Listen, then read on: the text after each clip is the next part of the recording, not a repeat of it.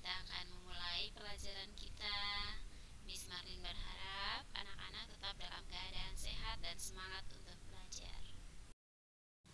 Anak-anak, sebelum kita memulai belajar, kita berdoa dulu ya. Semuanya dalam sikap berdoa.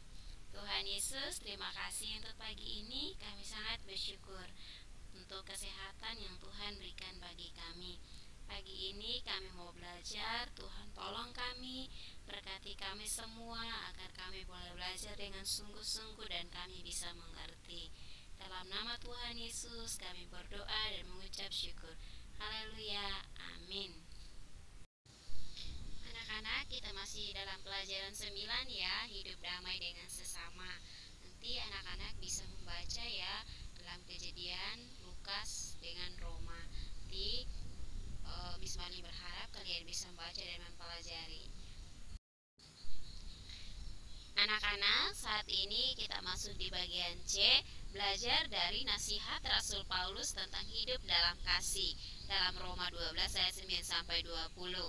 Anak-anak, sama seperti ajaran Tuhan Yesus, Rasul Paulus juga ingin kita hidup dalam kasih dengan semua orang, termasuk dengan orang yang berbeda latar belakang dengan kita.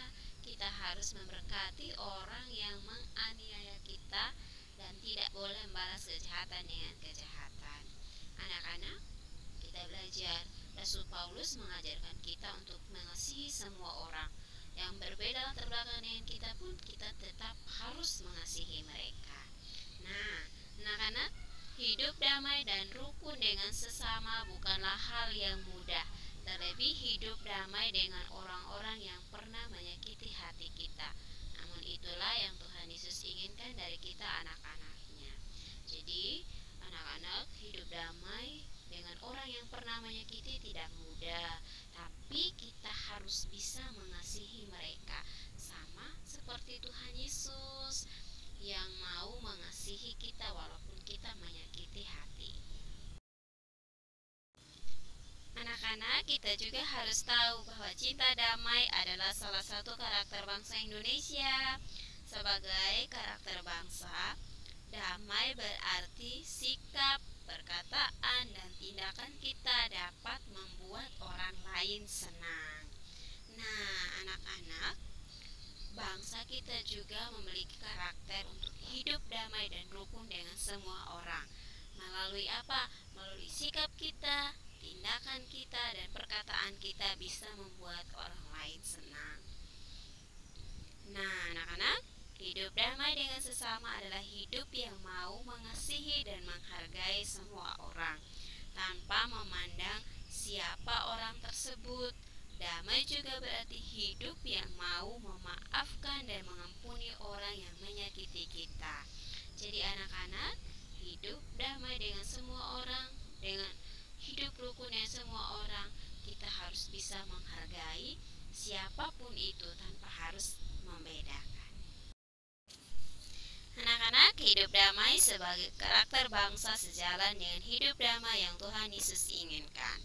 Jadi kita hidup damai melalui sikap, perkataan kita, dan tindakan kita bisa membuat orang lain senang, dan kita juga bisa menghargai siapa saja yang kita temui. Anak-anak, kita akan masuk dalam penjelasan ayat Alkitab, yaitu dalam Kejadian 33 ayat 1 sampai 11. Nah, minggu kemarin kita sudah sedikit membahas mengenai Yakub dan Esau. Nah, Esau adalah orang yang Yakub sakiti. Jadi ketika Yakub ingin kembali ke kampung halamannya, Yakub takut apakah Esau sudah mengampuninya atau belum, sehingga Yakub gelisah. Nah, pada suatu malam Yakub bertemu dan bergelut dengan orang asing, yaitu Allah sendiri. Artinya bahwa Yakub meminta pertolongan Allah supaya ketika dia bertemu dengan Esau, Esau tidak marah dan tetap mengasihi Yakub. Nah, sikap rendah hati dan berserah diri akan sangat berhasil dalam menghilangkan amarah. Esau mendekap Yakub bukan dalam amarah, melainkan dalam kasih. Sebagai orang yang sepenuh hati mau berdamai dengannya, ia menerima Yakub dengan segala kasih sayang. Jadi ketika Yakub ingin bertemu dengan Esau, Esau menerimanya bukan dengan marah, tetapi dengan kasih sayang. Anak-anak, kita akan masuk dalam poin kedua, yaitu Roma 13 ayat 9 sampai 21. Nah, dalam surat ini Rasul Paulus ingin menasihati kepada jemaat di Roma supaya mereka tetap hidup di dalam kasih. Nah, bukan hanya jemaat di Roma saja, tetapi kita juga sebagai anak-anak Kristus, Rasul Paulus ingin kita hidup dalam kasih dengan siapa saja. Nah, anak-anak, ketika kita hidup dalam kasih, kita mendapatkan damai sejahtera. Nah, damai sejahtera itu tidak cocok dengan kejahatan. Jadi, kita harus menimbulkan damai sejahtera dimanapun kita berada.